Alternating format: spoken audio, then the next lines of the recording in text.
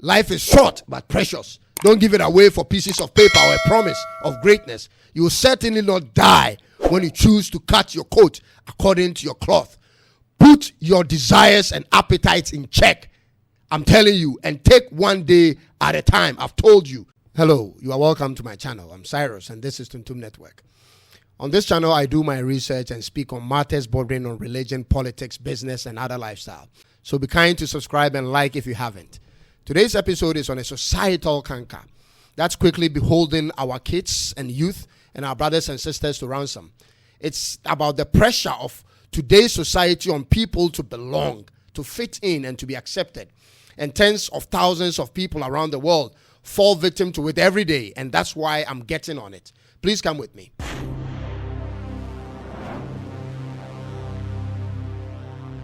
The African society we used to know is gone.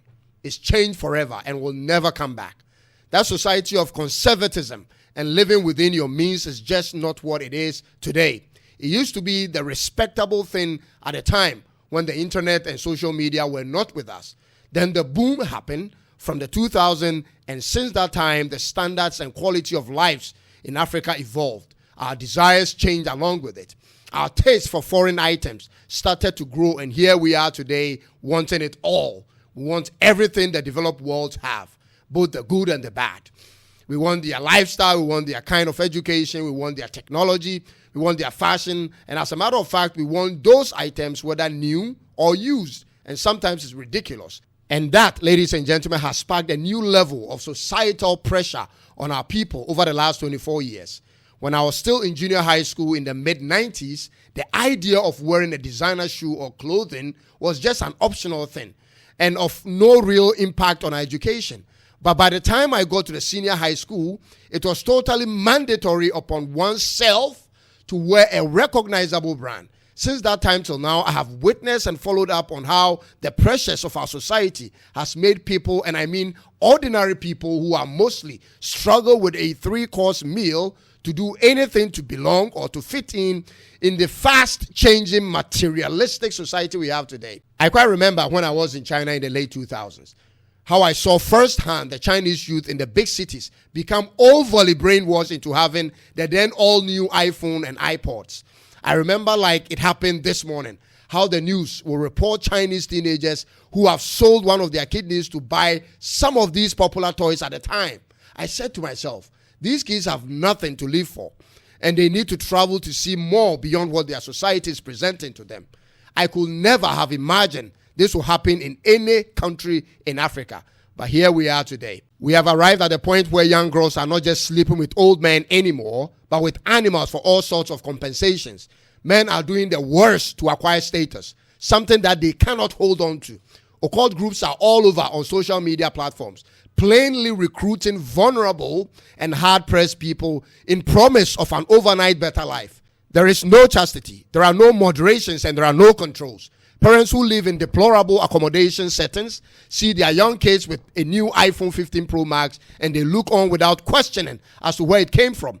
From the coast of Mauritania to South Africa, young girls younger than the ages of 16 are carrying babies with no fathers. Our society's moral fabric has been shattered.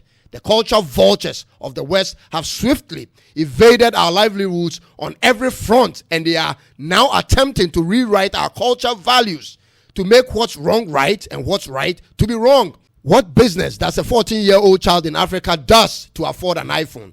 What business does a 12-year-old child have with being a mother or father?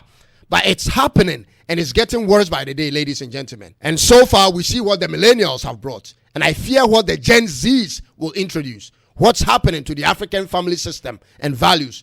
Why are divorces becoming so popular? And why are there so many children being born out of wedlock? The pressure is mounting on kids, on teenagers and parents. Did you know it's expected of a government appointee to own a huge house and an SUV in Ghana by the time you exit government?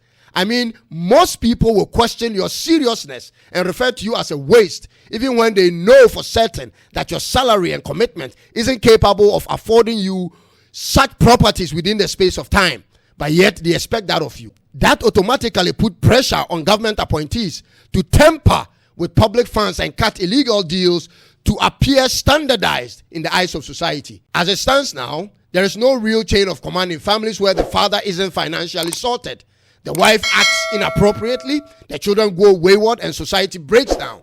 Money has now taken the center stage of reasoning and meaning. No matter how wise and old you are now, it's now up to the rich to determine what and when something is done. There is so much pressure on men to get rich if they want a particular type of woman.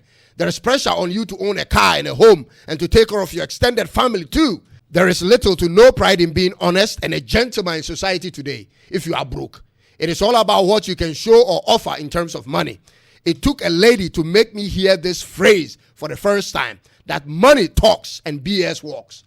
My South African female friend once said to me, when money knocks, love runs through the window.